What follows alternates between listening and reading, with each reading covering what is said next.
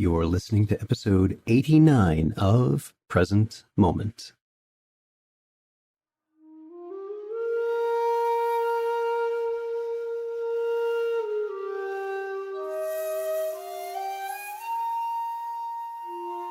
Welcome to Present Moment, Mindfulness, Practice, and Science. I'm Ted Meissner. Present Moment is a podcast with interviews, conversations, and roundtable discussions. We speak with mindfulness teachers about their newest findings published in peer-reviewed science journals, teachers about their understanding and methods as they work with students of mindfulness, authors about their books and interests, and we also speak with everyday practitioners. The website presentmomentmindfulness.com has show notes for each episode along with resource materials. Willem Kuyken joins us to speak about the Aspire project, focused on accessibility of MBCT in the UK.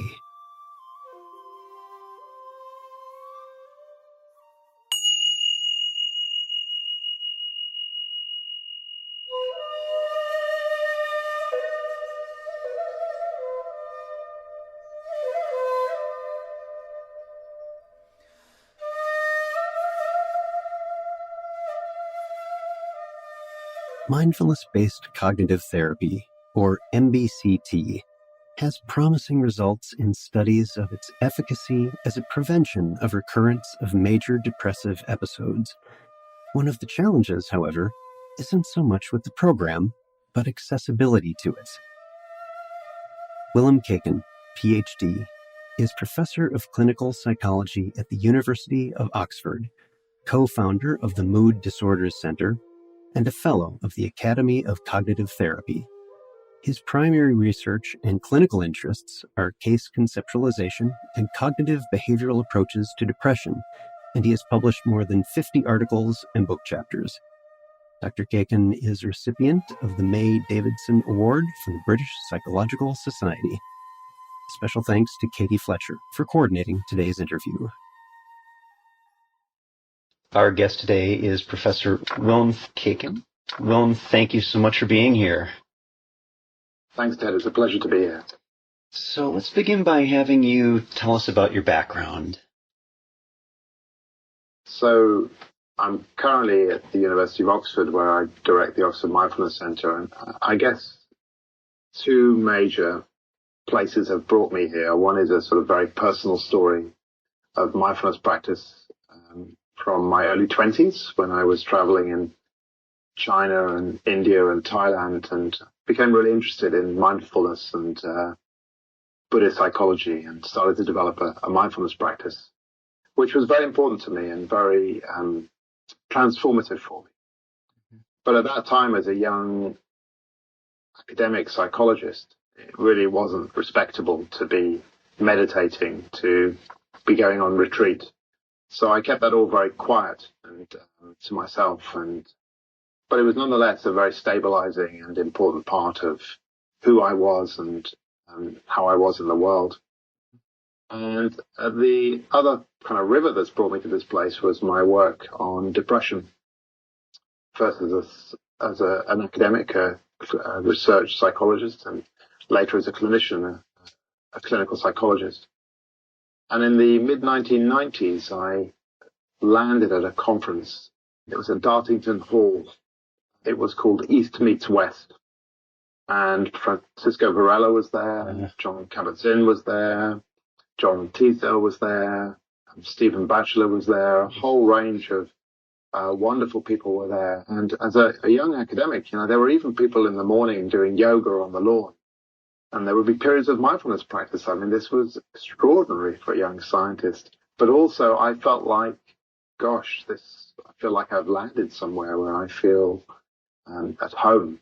And John Teasdale, whose work had been very important to me as an academic, took me to the bar one evening and sat me down over a drink and said, we're working on mindfulness for depression. Maybe this is a way for you to bring these two parts of your life together.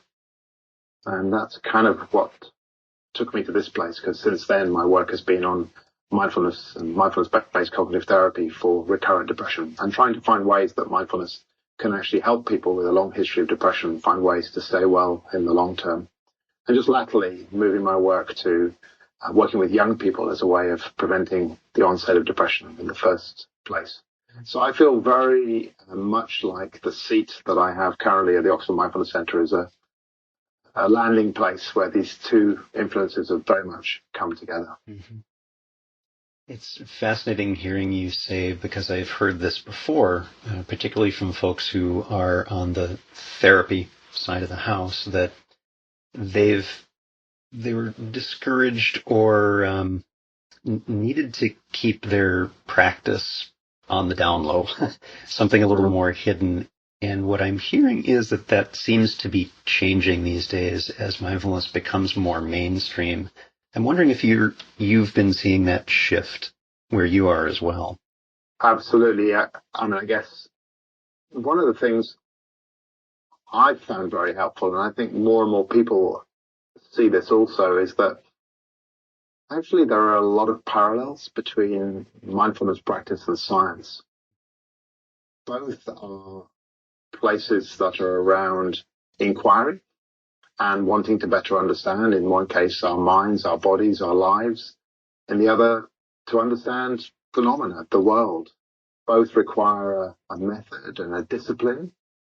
And I think both good practice and good science are underpinned by a sort of ethical framework of what will bring wholesome good to the world, what will lead to new insights and understanding in science that will make a difference, and what mindfulness practice will enable me to lead a better life, to be a better father, husband, colleague at work.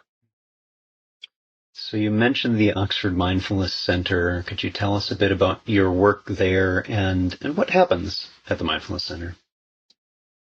So the University of Oxford Mindfulness Centre was founded by my friend and colleague, Mark Williams, when he came here from Wales with a Wellcome Trust grant to look at mindfulness and suicidal depression. And Mark retired about 3 or 4 years ago, and I took up the reins from him. And what we do at the Oxford Mindfulness Centre is we're kind of a science research centre where we look at mindfulness-based cognitive therapy. Our main focus is around depression. And of course, historically, the work was around mindfulness-based cognitive therapy for recurrent depression in adults. And what we're working on primarily now is going earlier, further upstream, and asking whether mindfulness-based interventions in schools can actually potentially help young children in the period before mental health problems first arise, the period 11 to 14, and teach mindfulness in schools as a universal intervention, as a way of teaching young people resilience and potentially preventing depression from starting in the first place. This is a project, a 7-year project that we're working on. It's led by myself, Mark Williams, Sarah Jane Blakemore, and Tim Dalglish. Sarah Jane's at University College London, and Tim is in Cambridge here in the UK as well. The other thing that we do at the Oxford Mindfulness Centre is we're really interested in trying to make sure that the kind of science that we do, the research that we do, actually it has downstream implications. So we run training both here in the UK but also internationally, trying to find the best ways to train the next generation of MBCT teachers. And we also look for ways to make MBCT accessible so it can reach populations and groups of people that might not easily be able to access MBCT. So again, we have a range of initiatives doing that work. You brought up accessibility, and I want to go into that in a little bit, but I want to sidestep for just a moment on the efforts you mentioned around going further upstream and having mindfulness-based interventions for youth, because this is a special interest of mine. There are others doing that work as well. And I'm very encouraged by this idea of really nipping it in the bud before depression manifests in a very harmful way in someone's life, giving them ways in which they can deal with the vagaries of life, the things that come up. What I was wondering about is how challenging it must be for you and the others doing this research to have some way of measuring efficacy when there are some ethical concerns, shall we say, about, here's a group that we're not going to do any intervention with? And is that really equivalent to a group that is getting an intervention, and kind of how you're handling that? You don't know what you don't know. If they didn't get it, would we see this recurrence of depression? So has there been discussion about that, and how might you be working with it? Yeah. Can I just back up a tiny bit and then answer your questions? So you're right. There are a number of people working in this area, and we thought really long and hard, first of all, about which particular program we were going to evaluate in our work. And we settled on a program called the Mindfulness in Schools Project .B program, which was developed by Chris Cullen, Richard Burnett, and Chris O'Neill, and very much used the framework of MBCT, but thought very carefully about what are the intentions of this if taught in a school setting. What are the needs of a population of everyday, they call them conscripts, people who've not necessarily chosen to come on this program. And what are the issues about teaching in a school setting rather than in a healthcare or in a community setting? And they spent the best part of 7 years really iterating and reiterating till they got to a point where the program felt like it was fit for purpose for that age group. So that's the first thing I wanted to say. Now, you asked then about the kind of ethics, if I've understood you correctly, Ted, the ethics of offering this or not offering this. Yeah. My own view of this actually is slightly different, which is that one of my drivers, if you like, as a scientist, is to ask really fundamental questions about this program of, does it work? Is it helpful? Is it potentially harmful? If it works, through what mechanism does it work? And how is it scalable? And I actually don't know that we know the answers to any of those questions. And when we were making the proposal to the Wellcome Trust for this work, we actually made the point that we thought the enthusiasm for this was way ahead of the evidence. So your ethical question I would put on its head, which is actually the schools that are embracing and using this. I think there are really good reasons for doing that. There's lots of proof of concept. There's lots of small-scale studies. But I don't think we can definitively say just yet that mindfulness training for young people is actually helpful and will prevent depression, which is why I think we're doing the research. So for me, there are sort of ethical balance questions about that. So the design of our study is to identify schools that are already doing social and emotional education and teaching that is robust, that is sound. And then half the schools are being randomized to also add mindfulness, the .B program, to that as well. And then the hypothesis is the addition to something that's already good will lead to greater benefits in terms of resilience, in terms of preventing depression, emotional regulation, behavioral regulation, and well-being. Great. Thank you for that. And I really appreciate the way you articulated, first off, the amount of time and energy just around the intention question. And also, what do we see? How do we know it? How do we make it something that can be scaled and offered in the world if it's proven effective? And I completely agree with you on the whole co-author on a paper that should be coming out soon. I'm very honored to be in this group from the Mind Life Institute, a grant that was about minding the hype of mindfulness. Interesting. And what do we know? How do we know it? What do we not know that we're seeing that really isn't what happens? And one of the challenges that comes up often is there's a popular article in the press about something.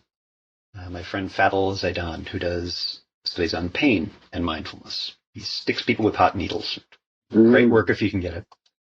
And one of the popular articles was boasting that this is more effective than a well-known pharmacological kind of intervention.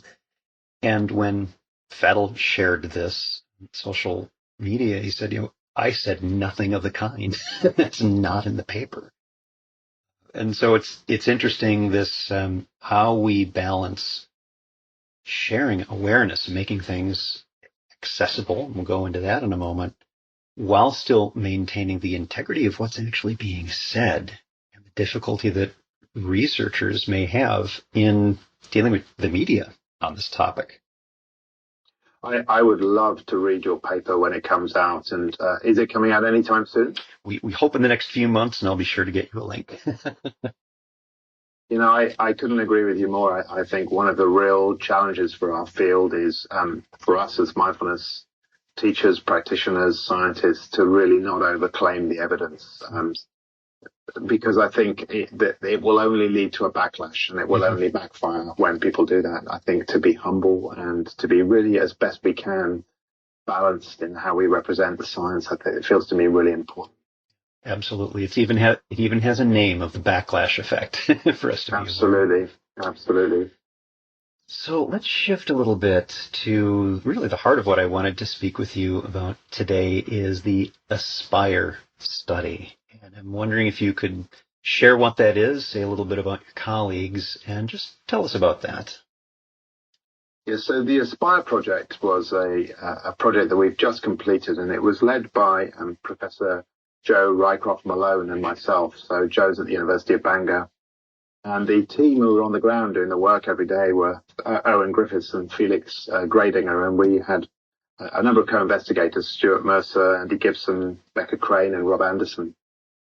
And the project had a very simple question, a very simple aim, if you like, which was articulated by Becca Crane and I in a little study we did, published in 2013.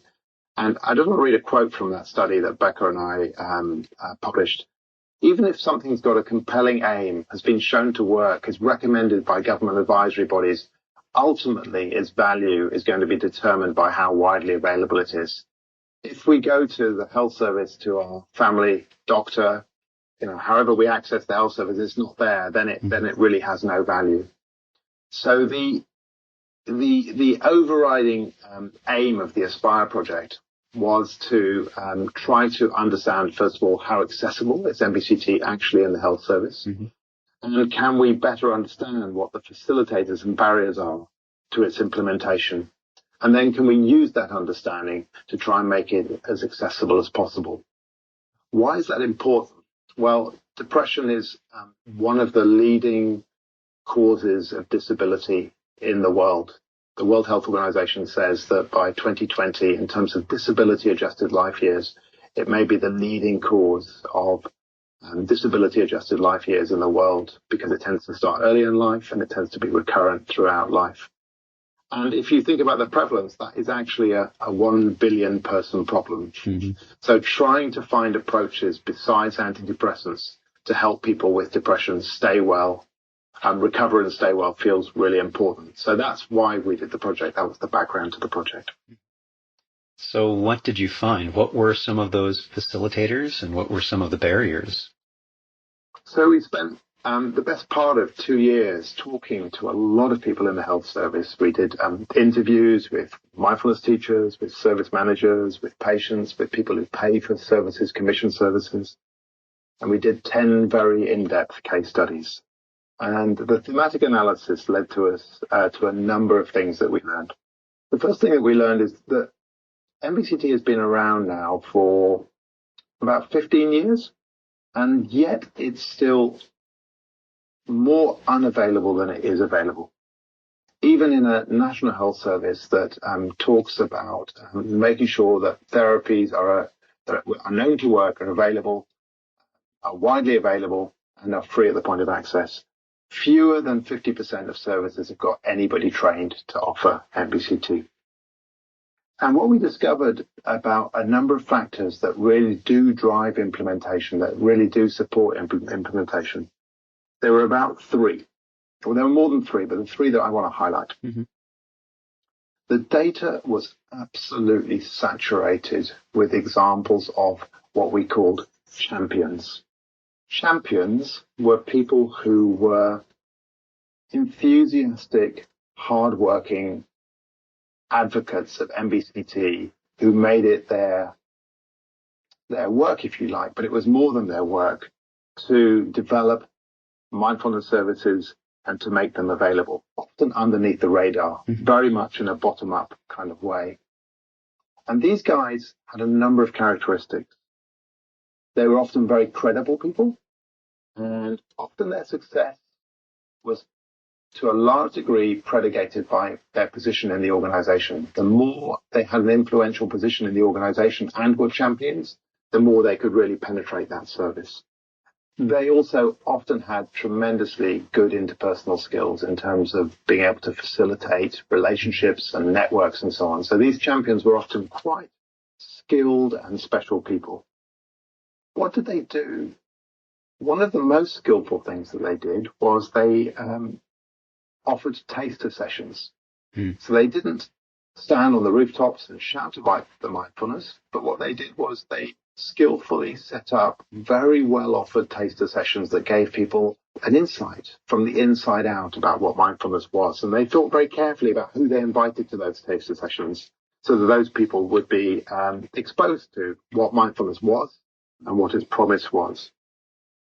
What we also saw was they very often started with a place of staff well-being.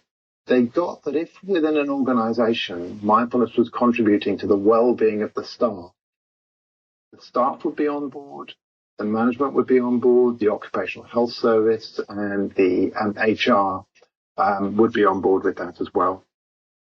And the third thing that we saw these champions doing was that they were very good at building networks, creating support, creating goodwill. And those networks were often very skillfully put together. So I think that's the first thing I would say, is that the data was absolutely saturated with the importance of champions. But of course, that only takes you so far.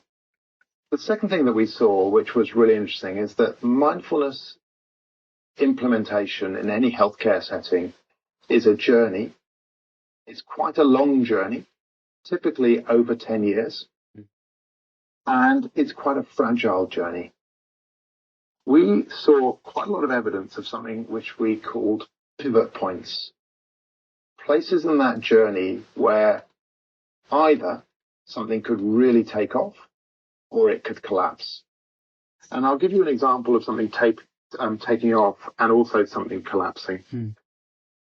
So there was one particular case study that we looked at in detail, which I think probably was an example of one of the best examples that we had, which is there was a particular point where there was really good support amongst the staff and amongst the management. And mindfulness was being at that time represented quite positively in the media. And what they decided to do at that point was say, this is the time to actually formally, together with the management of the health service, create a structure that will lead the sustainable development of this mindfulness service. So they put in place a lead for governance and training, a lead for research, and a lead for staff well-being. And those three people as a triumvirate went forwards to actually really grow and develop that service. And it's one that's really thriving today. A counterexample of that was a service where the whole thing was predicated on a particular champion, a particularly charismatic and hardworking champion. And that service went through quite a major reorganization. And like many organizational restructures, there were some real challenges within that. And the champion really struggled with that reorganization and ended up leaving. And from a very vital service, that pivot point was the place at which the organization decided just to drop mindfulness altogether. So it was an example where those are two examples of pivot points, I guess, where in the one place it really led to the growth and sustainable development on the journey, and in the other, the fragility of it, it sort of just fell apart. I think the final thing I'd say is implementation often had a characteristic which we called fit, where people thought very carefully about trying to create a good fit between mindfulness and the organizational culture, the organizational objectives, and what was happening in that particular place. I don't know about healthcare systems around other parts of the world as well as I know the UK one, but in the UK healthcare system, there is quite a lot of focus on targets, on treatment numbers, on there being a sense of limited resources. And somebody described psychological therapies in some of the services. They used the quote of therapy on roller skates. Yeah. So they were trying to connote this sense of trying to get as many people treated as quickly as possible as to recovery and get waiting lists down and meeting targets and so on.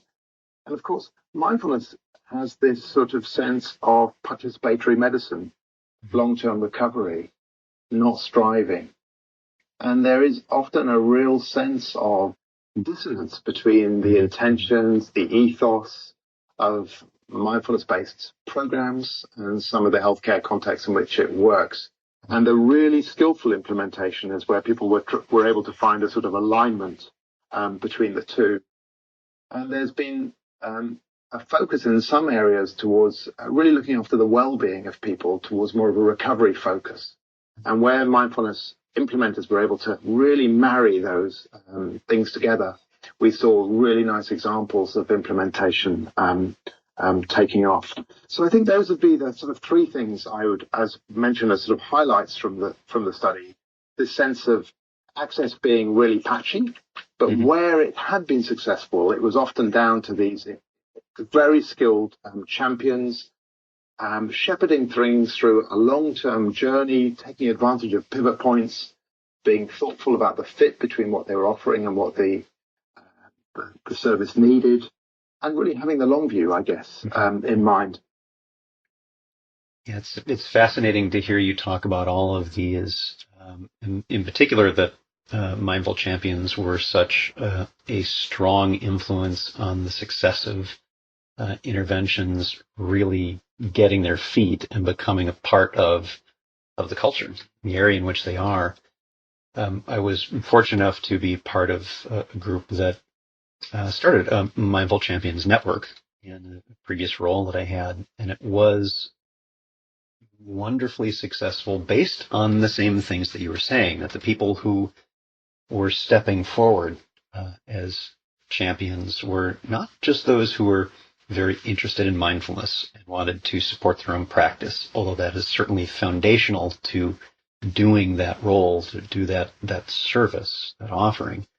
It was also, they were great communicators. They were terrific at networking with others and not just being cheerleaders for mindfulness, but also just offering that, what is this like for folks who don't know, which is most of the people around them. So it was fascinating to hear that that's something that you discovered as well. And it was also interesting that the pivot point you mentioned in the one that didn't work so well touches a bit on the discussion you and I were having before the interview about succession planning, and that when it's highly dependent on an individual, there's a greater risk because it's not a network that can absorb those kinds of changes. When those kinds of changes happen, that's the heart of the program, and it really has a difficult time continuing without. I think that's exactly right, and I think one of the things so skillful about champions who ran these very, very careful taster sessions is that by people tasting mindfulness, you have no idea how that will blossom for different people and in what directions and in what ways. So in one of those trusts, the chief executive herself, the top of the trust, started to talk openly about her own history of depression. She started to run the trust board meetings with periods of mindfulness practice. So it was at the very top of the organization. But then also in the inpatient and the outpatient settings, there were sort of lunchtime mindfulness classes for people's well-being. So that idea of taster sessions means that you've no idea where champions will arise in different parts of the organization. And there's no prophesizing involved. It's just giving people a chance to taste something, and someone there, it's not for everybody. But for some people, they'll go, that's interesting. That's helpful to me with the way I manage meetings or the way I manage my own reactivity around some of the challenges I face in my job. So it's very interesting, and I don't know. It's work that just you never quite know which direction it will take you in. You also mentioned in this, and it probably came up in the study, but I did want to mention it here for those who are listening, is I have also found that what Willem was just saying about having a a leader, having the support of someone who has the ability in the organization to share, sometimes deeply about their own experiences, but also provide a little organizational strength to it that can also help greatly, which is not to say that the bottom up is not of critical value, but also things can be facilitated by having someone from the top also supporting these programs. One of the things I think is fair to say is that, I mentioned this idea of journey, and the longest journeys, they were 15, 16 years long. They often started bottom up, but about midway through the journey, enough seeds had been sown that the top also, and maybe some things were happening in the wider world about mindfulness. Oh, this seems interesting. Or this seems promising. It was when the two came together, the bottom up and the top down came together, and then started to work together. That's where things, I think, really start to happen. And I guess the promise of that is you actually start to see cultural change in an organization.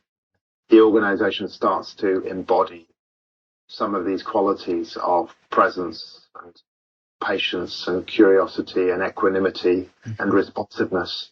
And I guess some of the examples we saw, you see evidence of that. So it's not just about an intervention being offered. It's about more of an organizational embodiment of certain qualities, certain responsiveness, certain wisdom. So the study, I'm curious about your thoughts about why this is of value. What are the kinds of things you want to see happen next?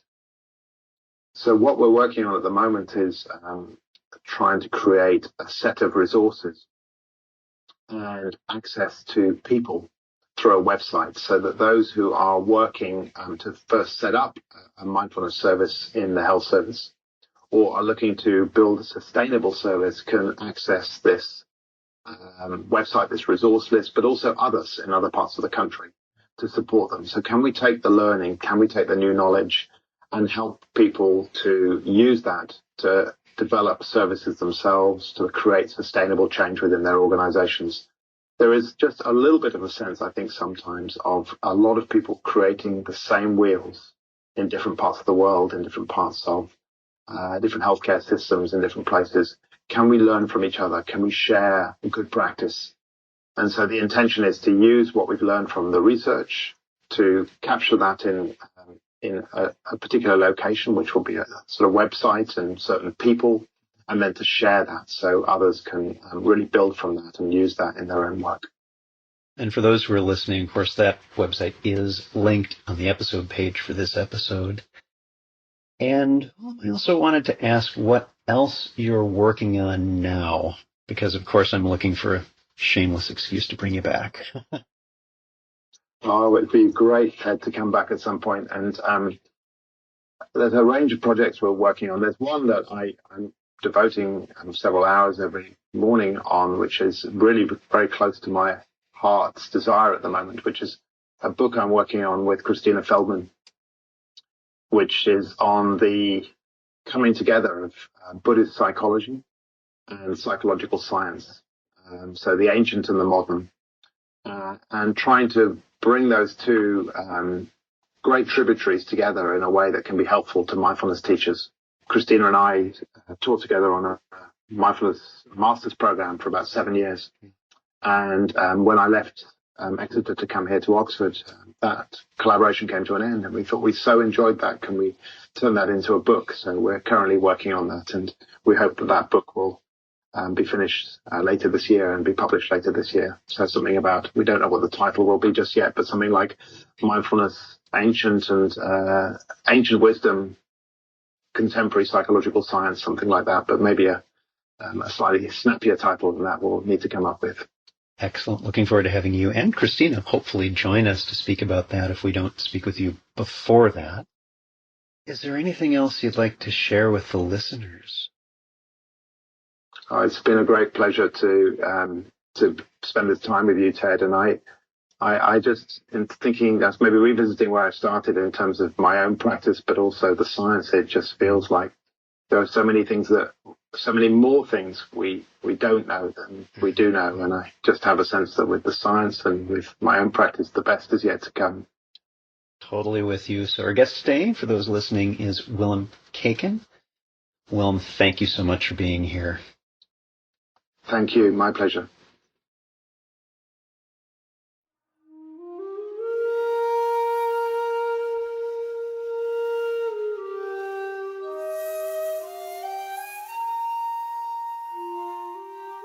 Thanks for listening.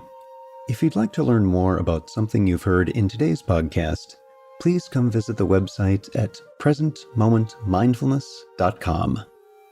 You'll find an entire webpage devoted to this and every episode. You can comment on the episode page and find show notes and other helpful resources for your mindfulness practice. The shakuhachi music heard on Present Moment is used by permission and through the generosity of musician Rodrigo Rodriguez. His website is linked on the Present Moment website on the About Podcast Music page. Sound editing, mixing, and mastering provided by the generosity of Anthony Dominello of StructureFromSound.com. Until next time, remember, every moment you have a choice. Make it the best you can. See you next time on Present Moment.